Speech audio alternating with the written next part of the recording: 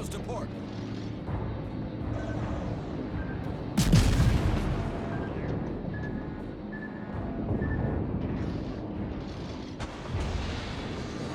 Torpedoes to starboard. The ship is on fire. Torpedoes, direct front. Torpedoes to starboard. Problem solved, sir.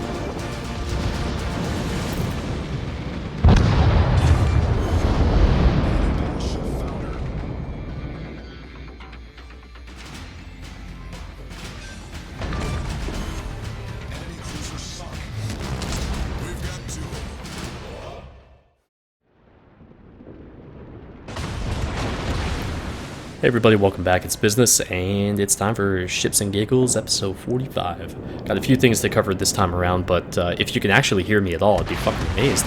Congratulations, your eardrums didn't get blown the hell out by patch 8.8. Wow, what a mess. I don't know what to say other than that. So, and I really just wish this salvo would have worked the way I wanted it to. But apparently not against that Minotaur. Against the other ships, you'll see. We'll see. But this was a fun situation. This is actually some time ago, a few months back. But anyhow, yeah, patch 8.8. A lot of interesting things about it. We got some really good lighting changes, finally. You know, the Philippines port it looks awesome now. I really like how that one is. A few of the maps, like, I mean, I'm not sure if you guys have seen Ocean, or like if you haven't gone into the training room to check out Ocean, I would definitely recommend doing that. And also the small map Islands looks so much better now. You can actually see like the clouds moving across the water, like their shadows, and the same can be said for, like, actually, what is it, Polar? That's another really low tier map. That has an entirely different visual aesthetic to it. It's crazy how different it is. So anyhow, there's some good changes like that. The sound kind of all over the place, assuming that there's any sounds for a given thing, like your AA battery, or like if you're spectating somebody, there's no sounds from their guns, so on and so forth. A lot of little issues, and hopefully that's something that gets resolved, because one of the things that's really hard to do with, at least for me, is to balance the audio in the game for me playing it, for me streaming it, and for me recording it, because those values, like what you hear in if you're watching the stream is not what I hear, not at all. It's amazing how different it actually is, and I've been looking into a mixer. I don't have the slightest fucking clue how to use the mixer, so I'm looking into it though. It's gonna take a lot more research apparently. So I was trying to set up a double strike here, but you know, I'm kind of just overwhelmed by those changes sometimes when they happen, and it really sucks when this game changes audio to such a drastic level that I gotta go back in and retool everything. So I've been kind of wanting to avoid playing the game until they fix things a bit more, or get them a little bit more in line. And that salvo pisses me right the hell off. That was just, I got robbed. That's twice now against this Minotaur, but short fuse AP tends to be kind of overlooked when it comes to the Royal Navy battleships, of course. And I think the high caliber combination with short fuse is awesome. Like, that's a damn good AP, man. But anyhow, yeah, audio issues are just a huge pain in the ass, and I gotta look to see how I can minimize my issues with them. And if a mixer is something that will help, then I will just have to figure all of that crap out as I go. But we'll get to that point, I guess, whenever that happens. So anyways, the Republic that you're seeing here is, honestly, this is not a ship that I play very often. I've played a few matches in it for sure, but I have a hard time with the French battleships for a couple reasons. One, the turret arrangement is typically shit. Like the Richelieu, I fucking hate the Richelieu. I hate the JB, the Gascony, this, because of the turret arrangement. It's so bad. It's just, it's not how I want to play, and so I don't play them. I much prefer pretty much any other battleship line compared to this. But the they do have plenty of advantages, of course. I mean, this is a full secondary build with IFHE, and you'll see the results, the battle screen results at the end of the video here. So you'll see the monstrous fire and secondary damage that I ended up doing. It's a lot. Probably the most well, it's got to be up there, maybe top 3, top 5 most I've ever done. Just with those two categories combining together, because I've had Witherer before based off the secondaries, and that was exciting.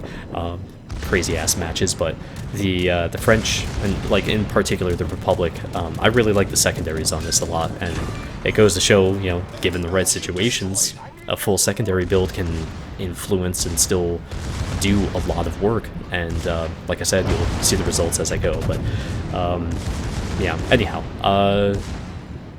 I was going to mention something about the NTC, the Research Bureau.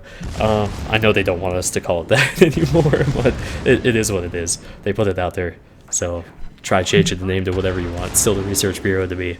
So the NTC is out. People have obviously done their thing with that. I decided to reset the U.S. battleship line, which has been a goddamn chore. I actually enjoyed the Wyoming quite a bit, but the South Carolina, you have to just use HE unless somebody's just bow forward to you and you can overmatch them like that, because it's just overpen, and it's amazing how shitty low tier battleships actually are. Like, the experience is just horrendous. How anybody actually manages to stick with it is beyond me. I guess it's the light at the end of the tunnel type of mentality, but it's rough, man. You just overpen everything. I mean, shit, even the Mikasa overpens most of the stuff that it's gonna see, and that's kind of scary, given how terrible that ship is. But I just think that there's, I don't know, I think that there's some room to improve there, but also not really, because it's so difficult with battleships. I mean, they're pretty much RNG based. You can place your shot exactly how you want it to be, but it's still not gonna serve you any well if the shells are just straddling, the dispersion's just kind of all over the place. And everybody's gonna have a different experience with battleships too. I try to express that as much as I can, because what you experience with the battleship is very, very likely not what I'm going to experience with the battleship. But with a cruiser or a destroyer, it's much more likely that we are going to have a similar experience than we would with the battleship, because the damage output is almost strictly RNG with the battleship. Yes, it's all about placement. So long as you can continue placing shots, you're probably going to do better than the average person, and that's fine, that's great. But it still comes down to, okay, here's a broadside shot, and I place it exactly where I need to. The shells land a half a kilometer short, or whatever. And it's rough because I don't think that really teaches these new players what they should be doing at all, and what they can or can't engage, at their given angle, that sort of thing.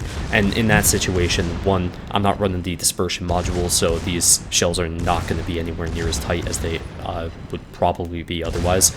And this is a tough fight anyways. The Yamato beats the ever-living piss out of the Republic. The 460mm shells from that and the Musashi, they rip apart this deck. So anyways, the South Carolina was a pain in the ass. The Wyoming was a lot easier to deal with. Part of that is shell volume. The New York should have been better. I've had really good matches with the New York. I just did not manage to experience that this time around. I think I had one decent match. And then the New Mexico was such a disappointment. That used to be one of my most played ships, and I just rarely touch it, and I got a refresher as to why that was the case, because that ship is just rough, man. The dispersion, even though you have 12 shells, it doesn't fucking matter. You've got such awful dispersion on an average that it's you're lucky to get much of anything. And I actually would suggest, if you're doing the regrind there and you're on the New Mexico, use HE more. You're going to get a lot better results out of that shit, but just know when you need to switch over to AP, of course, and that should serve you just fine. But yeah, it is rough. So then the Colorado came around, and I'll get to that in a second, as we see finally knocking out the Yamato here, and I just decided to go all in at that point because we clearly have control of the match. Now, before I continue talking about the NTC and my grind with that, as I'm at the Iowa, by the way, so I just barreled through the Colorado and the North Carolina especially, but again, I'll give you details on that in a second. So the 24th of September, I'll be doing a birthday bash giveaway, and there's going to be a lot of stuff being given away, and this is the list. So one of the Frieslands and both Mikases are coming out of my pocket, and those will be NA only because of that. But the rest of the ships, that's all from Wargaming. So this is one of the craziest things as far as being part of the CC program. For them to have any type of allotment for this sort of thing is incredible. And it's a way for me to give, well, for them to give to me to give to you. So which of course is incredibly generous of them. So I think that there's a lot to be said about that sort of thing, and it's one of the best things that the CC program provides, is us being able to give all this stuff to you guys, because I mean the amount of containers and other codes that we get to shell out is amazing to me, and I can't believe there's people that still don't have basically everything in this game at this point with how much is given out. And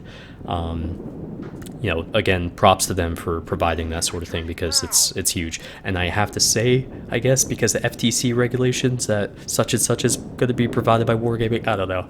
That's something that we're supposed to say before giveaways and stuff now. But that'll be on Twitch, and I suspect the shenanigans will be aplenty, and I'll be playing each of those ships when we're giving them away or that sort of thing, but all those ships on that list will be played at least once that day, and we'll hopefully have a hell of a time with that, so hopefully we'll see you there. But anyways, regarding the Colorado, I think this is really where people start just their frustrations come through, because I love the ship, and I played this back when it was introduced, and it was a god-awful ship. Like, you could do well in it, but it was still, the Colorado was the Lolorado. It was bad. Like, there's no reason to play it type of thing. But then they decided to buff the Sigma value on it and put it to 2.0, and that changed everything with this ship. And at the time, for a while there, I think that this was the single best sniping ship in the game. And I don't mean sniping in terms of, oh, I'm gonna sit all the way back and hit somebody at 20 kilometers away. No, not that at all. I'm talking about something that actually rewarded the experienced player in shot placement. It was a dream to play this, especially, like, a little less so now, but especially when we had the the initial version of that 2.0 Sigma, because it was just unbelievable, man. I could not believe how fucking good this ship was to play. And if you go back all the way to my overview of this, you're going to see a lot of shots that are like that. Just beautiful sailing shells across the the map, and their dispersion, their regrouping, and it just looks amazing. And it seems to happen a little less frequently now than what I remember, but that's a hard thing to confirm anyways. And I don't really want to commit to saying that, like, believing that, I should say, because I've already said it, but whatever. It's interesting though, because a lot of people, like I said before, you're going to have a different experience than I will. I can see why people still have an issue with this ship, because it's still a battleship. It's just because the Sigma's 2.0 doesn't mean it's not going to troll the ever-living shit out of you from time to time. Of course it will. But it's still something that, if you can get the shots when you need them to go where they need to go, you're going to have a hell of a good time with this, because at tier 7 with 406mm shells, you're going to be overmatching the bow of every battleship under tier 8, and that's pretty damn awesome, Damn Dunkirk. So the Colorado, though, I think the big part of this issue with the Colorado is not necessarily the guns. It's when people get left behind, because it happened to me in this ship and every other of the the slow-ass US battleships up to this point, where when you get left behind, you don't really have the chance to do much of anything. You're effectively dead weight unless somebody does something really stupid and throws their ship away and goes broadside to you, and you nuke them right off the map. But that's kind of hard to hope for if you're being chased and you have a max speed of 21 knots. It sucks, and not very fun to experience that consistently all the way up through tier 7. And then you get to the North Carolina, which was a goddamn dream for me. I don't know what happened with that ship, but like I don't really play the North Carolina very much, and my god, that ship was just on fire for me. Multiple 2500 base XP games, 27, 2800 base XP games, and I didn't record any of them, sorry, but that was super easy, and I had no issues playing the North Carolina. I was really worried that the shell speed would be, a major issue, something that would take a while to get used to, and I was nailing shit on the first salvo. I was like, okay, this feels like home to me. But I'm on the Iowa now. Got maybe 180,000 XP to go before we finally get back to the Montana, and I don't think I'm gonna redo anything. I don't think I'm going to reset any of the other lines, because I have 2 accounts, actually 3, but I have 2 main accounts. The one you're seeing here, of course, with my name, and this is, oh god, that is my weakest situation right there. When somebody's turning in at speed, I have such a hard time leading the target, and I screw that shot up almost every match, because it's a pretty frequent situation. Ooh, man, that pisses me off, because I should have done better there. By the way, I'm loading HE, so this guy's he's gonna get hit pretty nice here. So because I'm expecting him to go back broadside. If he was gonna stay bow forward, I would have stuck with AP, but because he's showing more of his side, I have better damage potential with the HE. So that's the best time to use HE, is when they're broadside. Any other situation, just stick with AP. Anyways, so yeah, the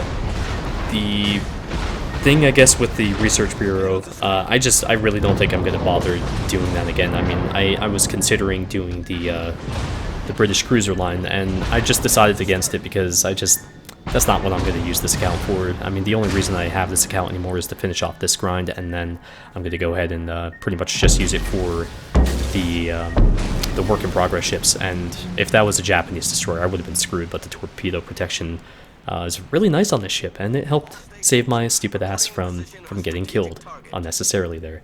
So that was stupid. But the press account has all the steel ships, so if I feel like I want to play the Burgundy or the Black, cool, or the Iwaki Alpha, we've been playing a couple matches with that. What a stupid ship. And oh my god, it's just so dumb. And got the right placement there, the right dispersion, and had some decent results. So pretty happy with that salvo. Of course, I would have liked to have dev struck him, but you know, oh well. But he ends up being focused here by the Senat, the Mogami, and I here in never mind, the Mogami's dead, that's right. So there's a Senat behind me here, and I'm not sure if you guys have noticed, but every time I get a big hit on somebody, he follows it up with a shot and ends up killing him. So there's a nice little symbiosis there, which I guess is also part of the point when I talk about teamwork not really actually being teamwork. It's more coincidence. It's hey, you're not actually like coordinating here. It's just you're hitting the same targets. That's all. That's not necessarily teamwork. Teamwork, I kind of feel like, is something that actually is coordinated. But, you know, when it's down to one ship here, I mean, of course everybody's shooting at him. And, you know, in that regard, I don't know. It maybe sounds a little bit more pessimistic than I actually mean it. But regardless, I'm trying to get the fuck out of the way here because I don't want the Gneisenau now to come after me and you know, lay his secondaries and dirty torps on me. So figured might as well try to get out of here and get away from him while I can, angle away from him. The 15-inch guns on the Gneisenau now are really quite potent, but of course the Gneisenau now suffers from having one. It's German, so automatically the dispersion somehow goes to shit for that, but it also only has 6 shells to throw, so when it does roll really good dispersion, again, it's one of those things, you better hope that the target's broadside, or you've got some actual, like, serious damage potential that you can throw against that target, because you're probably not going to get a salvo like that again anytime soon, and I love that. Thank you for going broadside. So, yeah, kind of funny, though. Just running away from this guy and kind of setting up the Senop to finish him off as we see shells come in right about now. Yep, there they are. So yeah, that was a pretty solid match overall, and generally when you get Confederate and high caliber, you can almost always expect to be at the top of the match, because that's a lot of work to get that type of stuff, a lot of constant action. I mean, we only got 1 kill but 2300 base XP versus 6 kills, 1500 base XP, because the kill itself isn't worth shit. It depends on what you do to get the damage up and everything, so it's a bit too damage based, but whatever. I'm glad it's not kill based, let's put it that way. But hell of a match there with the Republic, and the secondary and fire damage is awesome, one of the highest I've done. But hope you join me on Tuesday. I look forward to seeing you guys then, and thank you for watching today. I'll see you back here next time. Take care, everybody.